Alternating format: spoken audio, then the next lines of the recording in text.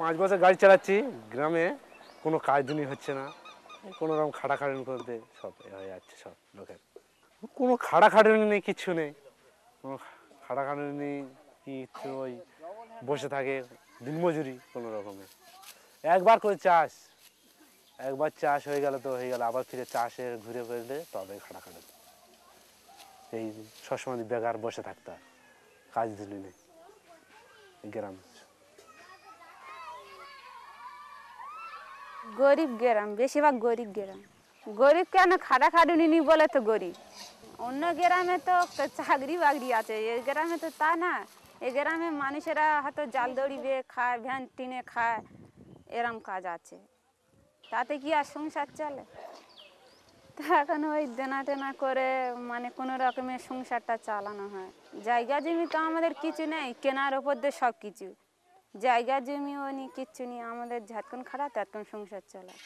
একটা মানুষ যদি বা অসুবিধে পড়ে যায়, তখন অসুবিধে হবে সংসারে, তখন ওই ধার দেনা করে চালানো হয়। বিছানা শুয়েছিলাম আর মা দোকান থেকে ট্যাবলেট এনে খাইয়ে দিতে তবে সেরেছে। কষ্ট হচ্ছিল, পেট বেদনা করতেছিল। বাবা ঠাকুর ঘরে প্লেয়ার চাপা পড়ে মারা গেছে, বাবুর বাড়ি কাজ করে। হয়ে হাই স্কুলে ভগবতীপুর যায় প্রাইমারি স্কুলে, আর যায় না। বড় হলে পড়াশোনা শিখলে না চাকরি দেবে, না পড়াশোনা শিখলে ভ্যান। গরিব ফ্যামিলিতে মেনলি অসুবিধা তো তাদের টাকাটা। টাকা না থাকলে তো কিছু না, টাকার জন্যই দারিদ্রতা দেখা দেয়। আর সেই দারিদ্রতা দেখা দিলেই তো তখনই সব কিছু প্রবলেম, তাদের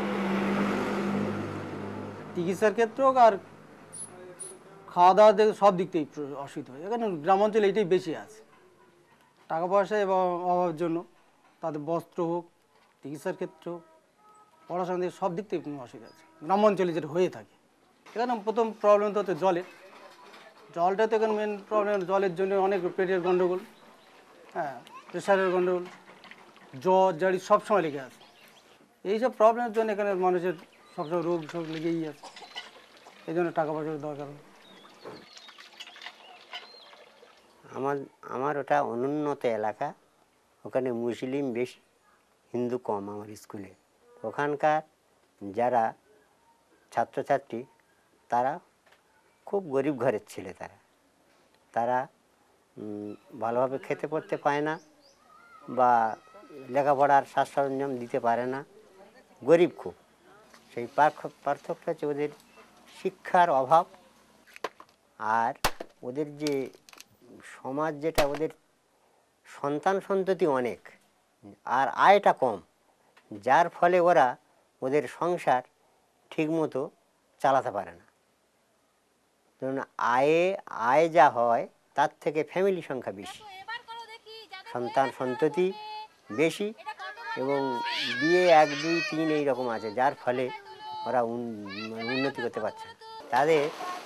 ওদের উন্নত করতে গেলে ওদের যে ফ্যামিলি সংখ্যা বেশি হচ্ছে সেইটা দেখতে হবে।